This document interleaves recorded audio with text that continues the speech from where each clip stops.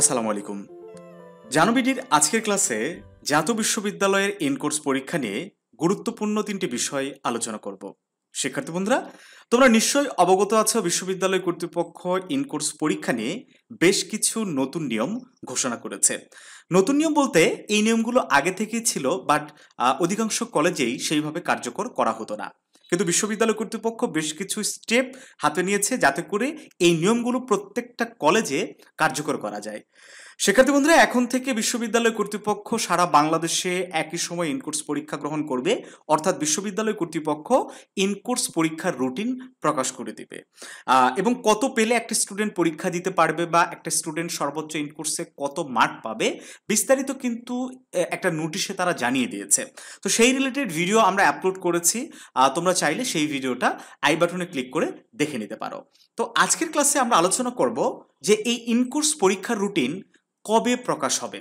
দেখো, ইনকোর্স পরীক্ষার রুটিন কবে প্রকাশ হবে তার আগে সংক্ষেপে একটা অতিরিক্ত তথ্য তোমাদেরকে দিয়ে রাখি যে এই ইনকোর্স পরীক্ষাটার যে নতুন নিয়ম, এই যে একটা নতুন প্রজ্ঞাপন, এই নিয়মটা কোন কোন শিক্ষাবর্ষের জন্য ইতিমধ্যে কার্যকর হয়েছে। সকল শিক্ষাবর্ষের জন্য কিন্তু কার্যকর হয়নি, একটু মনোযোগ দাও। এই নিয়মটা কার্যকর করা হয়েছে অনার্সের দ্বিতীয় বর্ষ, অনার্স দ্বিতীয় বর্ষের জন্য কার্যকর করা হয়েছে। তারপরে হচ্ছে ডিগ্রি তোমার প্রথম বর্ষ থেকেই, আমি সরাসরি নোটিশে দেখাই তাহলে তোমাদের বুঝতে সুবিধা হবে। এই যে দেখো একদম নিচের দিকে অনার্স দ্বিতীয় বর্ষ, ডিগ্রি পাস সার্টিফিকেট কোর্স শুধুমাত্র প্রথম বর্ষ, তারপর হচ্ছে মাস্টার্স শেষ বর্ষ এবং প্রিলিমিনারি টু মাস্টার্স পরীক্ষা 2023। এই চারটা শিক্ষাবর্ষের জন্য এই নিয়মটা একেবারে কার্যকর হয়ে গিয়েছে।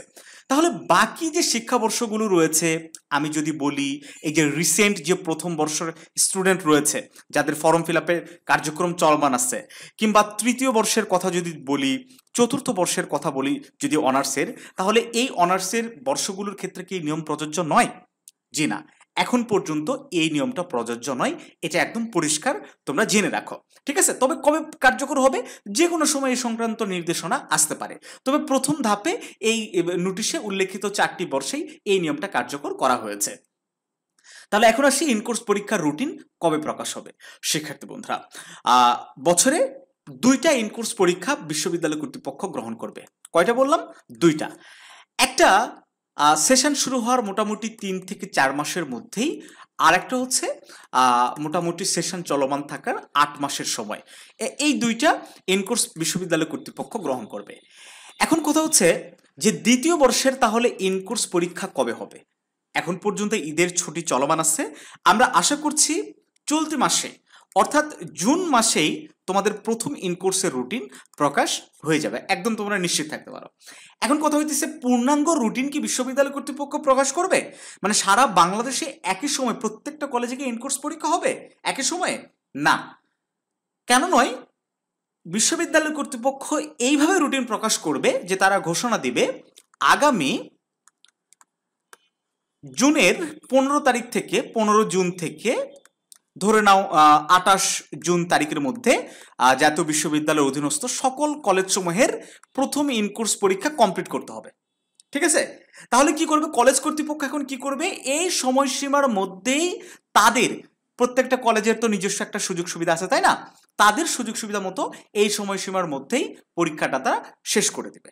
ওকে, এখন এই পরীক্ষা শেষ করে দেওয়ার পরে 28 তারিখের পরে হয়তো বিশ্ববিদ্যালয় কর্তৃপক্ষ বলবে যে খাতাগুলো এখন তোমরা বোর্ডে পাঠাও, কারণ তোমরা জানো নতুন নিয়ম অনুযায়ী প্রত্যেকটা খাতা এখন সরাসরি জাতীয় বিশ্ববিদ্যালয়ের যে মেন অ্যাডমিনিস্ট্রেশন অফিস সেখানে কিন্তু যাবে। ওকে, তাহলে ইনকোর্স পরীক্ষার রুটিন কবে প্রকাশ হবে? এই মাসেই ইনশাআল্লাহ তোমাদের ইনকোর্সের পরীক্ষার রুটিন প্রকাশ হয়ে যাবে। এখন আসে সবচেয়ে গুরুত্বপূর্ণ প্রশ্ন, যে ইনকোর্সের প্রশ্ন কারা করবে? সবকিছু যেহেতু বিশ্ববিদ্যালয় কর্তৃপক্ষ করতেছে, কিংবা ইনকোর্সের জন্য যে স্পেশাল একটা মনিটরিং সেল গঠন করে দেওয়া হয়েছে, তারা কি কোশ্চেন করবে নাকি কলেজ কর্তৃপক্ষ? দেখো, ইনকোর্সের কোশ্চেন করবে কলেজ কর্তৃপক্ষ। এটা একরকম পরিষ্কার ধারণা নিয়ে নাও, কারণ কোশ্চেন কে করবে এইটা নিয়ে কিন্তু নোটিশে কোনো নির্দেশনা দেওয়া হয়নি। কাজে আমরা ধারণা করছি এমনিতে বিশ্ববিদ্যালয়ের কার্যপরিধি অনেক বেশি, সারা বাংলাদেশে মোটামুটি প্রত্যেকটা ইয়ারে 5.5 লাখ করে স্টুডেন্ট পড়াশোনা করে, এত বড় একটা কর্মযোগ্য, সেখান থেকে যে ইনকোর্সের যে একটা দায়িত্ব নিছে এটাই অনেক বেশি। সেখানে প্রশ্ন করাটা আসলে বিশ্ববিদ্যালয় কর্তৃপক্ষের ওইভাবে সম্ভব হবে না। তো কলেজ কর্তৃপক্ষ তারা নিজেদের মতো করে প্রত্যেকটা কলেজ আলাদা আলাদাভাবে কোশ্চেন করবে। ওকে, তাহলে তোমরা নিশ্চয়ই এই প্রশ্নের উত্তর পেয়ে গেলে। এখন আসে আজকের ক্লাসের সর্বশেষ যে তোমাদের জিজ্ঞাসাটা ছিল যে কিভাবে পরীক্ষার জন্য প্রস্তুতি নিতে হবে। যেহেতু কলেজ কর্তৃপক্ষ প্রশ্ন করবে, সো এটা একটা ইন্ডিভিজুয়াল কোশ্চেন প্যাটার্ন হবে। অ্যাজ ইউজুয়াল যে বোর্ডের যে কোশ্চিন প্যাটার্ন হয় ওইরকম কিন্তু হবে না। হ্যাঁ, প্রত্যেকটা ডিপার্টমেন্টের টিচার তার নিজস্ব স্বকীয়তা বা নিজস্ব স্বাধীনতা মতো তার যেটা ভালো লাগে সেভাবে তারা কোশ্চিন করবে। তবে আমি তোমাদেরকে এইটুকু বলতে পারি যে বিশেষ করে বোর্ড কোশ্চিন যদি তোমরা ভালো করে পড়ো তাহলেই আশা করা যায় কমন হয়ে যাবে। আমি যদি স্পেশালি এখন দ্বিতীয় বর্ষের স্টুডেন্টদের কথা বলি, তোমরা যদি বোর্ড প্রশ্ন বিশেষ করে 2000 ধরে নাও হচ্ছে 18, দেন হচ্ছে 2020 এবং 2022, এই 3টা বোর্ডের প্রশ্নগুলো তোমরা যদি পড়ে যাও আমি নিশ্চিতভাবে বলতে পারি তোমরা দেখা যাবে যে 80% প্রশ্ন এই কয়েকটা এই 3টা বোর্ড থেকে কমন পেয়ে যাবে ইনশাল্লাহ। আমি তোমাদেরকে এইটুকু অ্যাসিউরিটি দিতে পারি। তার মধ্যে 2-1টা পরীক্ষা দিলেই তোমরা একটা আরো বেশি ধারণা পেয়ে যাবে যে অ্যাকচুয়ালি প্রশ্নটা তারা কোথা থেকে করছে। ওকে, সো এত বেশি কনসার্ন হওয়ার কিছু নাই যে ইনকোর্সে কিভাবে পড়বো, কি পড়লে কমন হবে, ইনকোর্সের জন্য আলাদা কোনো সাজেশন ফলো করতে হবে কিনা, না। জাস্ট আমি এইটুকু বলবো। আর হ্যাঁ, এখানে আর একটা বলে দেই, এই ইনকোর্সের প্রথম ইনকোর্স এবং দ্বিতীয় ইনকোর্সের জন্য কিন্তু পুরো বই থাকবে না। তারা একটা কলেজ কর্তৃপক্ষ একটা নির্দিষ্ট সিলেবাস দিয়ে দিবে, ঠিক আছে। ধরে নাও 1 থেকে 3 অধ্যায়, 1 থেকে 3 অধ্যায়ের মধ্যেই মোটামুটি তোমরা প্রস্তুতি নিয়ে যাবে। সব প্রশ্ন ইনশাল্লাহ এই 3 অধ্যায়ের মধ্যেই কমন থাকবে। সো তোমার আরো প্রস্তুতি নেওয়া কিন্তু সহজ হয়ে যাবে, ঠিক আছে। আরেকটা কথা, যেটা ভয় পাওয়ার বিষয়টা, অনেক স্টুডেন্ট এই ইনকোর্স পরীক্ষা নিয়ে অনেক ভয় পেয়ে যাইতেছে যে কি হবে না হবে, হ্যাঁ ইনকোর্সটা আমি কিভাবে পরীক্ষা দিব। এতটাও দুশ্চিন্তার মধ্যে পড়ার কিছু নাই। প্রশ্ন অনেক সহজ হবে, পরিবেশটা অনেক সহজই থাকবে, তোমার অনুকূলে থাকবে। সো ডিপ্রেসড হওয়ার বা আতঙ্কিত হওয়ার কিছু নাই। আর ক্লাসের যে বিষয়টা, যারা দ্বিতীয় বর্ষের স্টুডেন্ট রয়েছে তাদেরকে বলবো রেগুলার ক্লাসে যাও। না গেলে কিন্তু এটা একটা বড় একটা সমস্যা তৈরি করে দিতে পারে। দেখা গেল পরীক্ষা ঠিক আগ মুহূর্তে তারা বলছে তুমি ক্লাস করো নাই, তোমাকে আমরা পরীক্ষা দিতে দিব না, ফর্ম ফিল আপ করতে দিব না। তখন কিন্তু অনেক বড় একটা কমপ্লেক্সিটি তৈরি হয়ে যাবে। ইদানিং বিভিন্ন কলেজে আমরা একটা লক্ষ্য করছি যে অনেক স্টুডেন্টকে পরীক্ষা দিতে দিচ্ছে না। সো অবশ্যই ক্লাসমুখী হয়ে যাও।